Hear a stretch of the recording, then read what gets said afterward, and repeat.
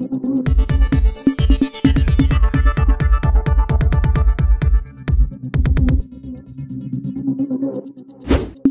News Maharashtra बातमीचे वास्तववादी विश्लेषण।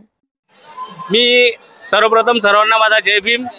आणि भीमा कोरेगावला येण्याचं महत्त्वाचं कारण म्हणजे इथं भारतीय राज्यघटनेचे शिल्पकार डॉक्टर बाबासाहेब आंबेडकर यांनी 1900 इथं मानवंदना देण्यासाठी बाबासाहेब कंटिन्यू येत होते इथं। त्यामुळे इथं सर्वांनी शौर्य दिन म्हणून हा साजरा पाळण्यात येतो। परंतु या शौर्य दिनाच्या दिवशी आलेल्या सर्व बौद्ध बांधवांनी एक इथं संकल्प करायला पाहिजे की आता येणाऱ्या 2029 मध्ये भाजपने सांगितले की आम्ही स्वतःच्या बळावरती निवडणूक लढणार आहे। परंतु आपले आलेले इथं जेवढे बौद्ध होणे आहेत हे सर्व वेगवेगळ्या पक्षाचे लोक इथं आलेले आहेत, बौद्ध आहेत। त्यांनी फक्त एकच जे बाबासाहेबांच्या विचाराने चालणारे लोक जे असतील त्यांनी वंचित बहुजन आघाडीला सपोर्ट करायला पाहिजे आणि जे अदर पक्षामध्ये असतील त्यांनी सर्वांनी एकत्र बाजूला यायला पाहिजे। जर 2029 ची लढाई आपल्याला जिंकायची असेल, आपल्याला पूर्ण महाराष्ट्र काबीज करायचा असेल तर तुम्ही आपल्या सर्व बौद्ध अनुयायांनी एक संकल्प करायला पाहिजे आणि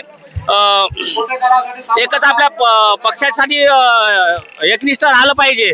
त्यामुळे मी सर्व बौद्ध इथं आलेल्या सर्व बौद्ध उपासक तथा उपासिका यांना विनंती करतो की 2029 मध्ये जसे भाजप स्वबळावर लढणार आहे तसेच आपण आतापासूनच विचार करून आपल्या पक्षामध्ये स्वगृही परत यायचं आहे।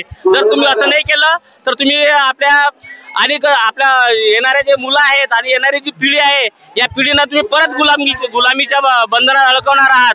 कारण की भाजप स्वतःच्या बळावरती जो निवडून येत नाहीये त्यासाठी निवडून येलेला आपल्या सर्व जे बौद्ध बांधव आहेत त्यांनी सर्वांनी पाठिंबा त्यांना दिलेला आहे। आपले जे नेते आहेत आठवले गट, कवाडे गट, गवई गट, BSP आणि जेवढे आपले पक्ष असतील सगळ्या पक्षांनी एकत्र यायला पाहिजे आणि एकत्र येऊन वंचित बहुजन आघाडीला सपोर्ट करायला पाहिजे। कारण वंचित बहुजन आघाडीचे जे राष्ट्रीय अध्यक्ष आहेत प्रकाश आंबेडकर साहेब यांना सपोर्ट करायला पाहिजे। कारण ते बाबासाहेबांचे रक्त आहे आणि आपण त्या बाबासाहेबांच्या रक्ताला विसरत आहोत। असं न करता तुम्ही सर्व लोकांनी एकत्र यायला पाहिजे। परंतु आपल्या इथे एकत्र येत नाही ते लोक। हे काय करतात, स्वतःच्यासाठी, स्वतःच्या खुर्चीसाठी, स्वतःच्या याच्यासाठी सगळे लोक वेगवेगळ्या दिशेने भटकत आहेत आणि वेगळ्या दिशेने भटकू नका। इथं जे बाबासाहेबांनी आपल्याला दिलेलं आहे, बाबासाहेबांचं रक्तच आहे, बाबासाहेबांचं वंशज आहे, तुम्ही त्यांना सोडता आणि इतर पक्षांमध्ये जाता। कशी आपली एकतरी सीट निवडून येईल? आपली सीट निवडून यायची असेल तर आपल्याला एकही पाहिजे। आता इथं कमीत कमी आता 50-40 लाखाच्या जवळपास लोक जमलेले आहेत। आता आल्या या विधानसभेमध्ये विचार करा, तुम्ही एकही सीट आपली आली नाही। का नाही आली? तर तुम्ही सगळे इथं एकत्र एका दिवशी येता फक्त, पण मतदानाच्या दिवशी सगळे 500 रुपयाला जातात। इथं बघा 500 महाराणी 28,000ची कत्तल केली किती, आणि आपले लोक काय करते माहित आहे का? 500 रुपयासाठी आपलं 5 वर्षासाठी मत विकतय। विचार करा, विचार करण्यासाठी गोष्ट आहे। एकही सीट आपली आलेली नाहीये। तुम्ही काय इथे येता, मानवंदना देता, खूप लांबून येता, पण तरी काय करता माहित आहे का?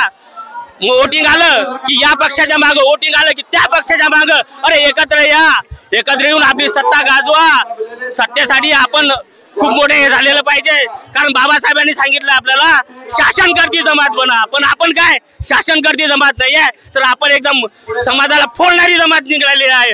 बाबासाहेबांनी अनपढ लोकांमध्ये काम केले, पण प्रत्येक घरामध्ये सुशिक्षित माणूस आहे। सुशिक्षित माणूस असून सुद्धा आपण प्रकाश आंबेडकर साहेबांना साथ देत नाहीये, याचं अतिशय दुःख मला वाटतंय। आणि सर्व इथं आलेल्या बौद्ध अनुयायांनी, बौद्ध उपासकांनी, उपासिकांनी एकत्र यावं आणि वंचित बहुजनसाठी काम करावं। कारण बाबासाहेबांचा जो राष्ट्रीय पक्ष आहे, तो प्रकाश आंबेडकर साहेबांचा जो पक्ष आहे, त्या पक्षासाठी सर्वांनी एकत्र येऊन काम करायला पाहिजे। जय भीम। आंबेडकरी समाज एकत्र येण्यासाठी काय करावं लागेल? आंबेडकरी समाज एकत्र येण्यासाठी जेवढेही आपले पक्ष आहेत, म्हणजे विभक्त झालेले, विभाजन केलेले पक्ष आहेत, ते सर्वांनी एकत्र यायला पाहिजे।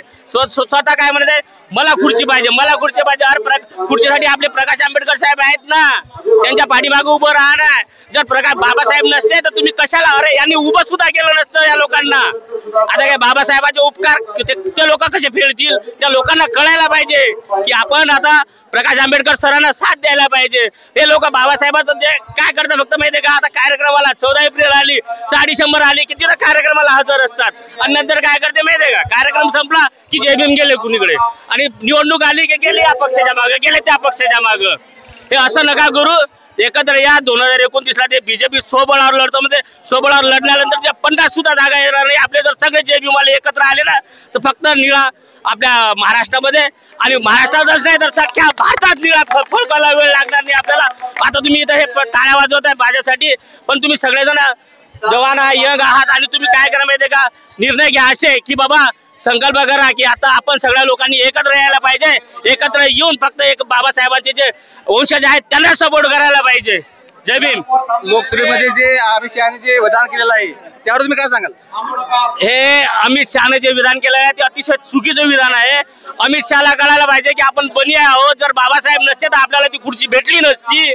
त्याने काय करे, ते बनियाने काय किराणावाले असते, त्याने फक्त ते किराणा दुकानाचा मालच विकला असता. बाबासाहेब होते म्हणून तो गृहमंत्री पदावर गेलेला आहे.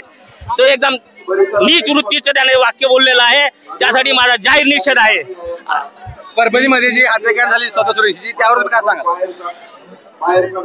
परभणीमध्ये जे हत्याकांड झालेलं आहे त्यासाठी जे समाजवादी जे समाजकंटक लोक आहेत त्यांना लवकरात लवकर अटक करायला पाहिजे. आपल्या परिसरातील बातम्या पाहण्यासाठी आजच टुडे न्यूज महाराष्ट्र चॅनलच्या बेल आयकॉनला क्लिक करून सबस्क्राईब करा व नोटिफिकेशन मिळवा.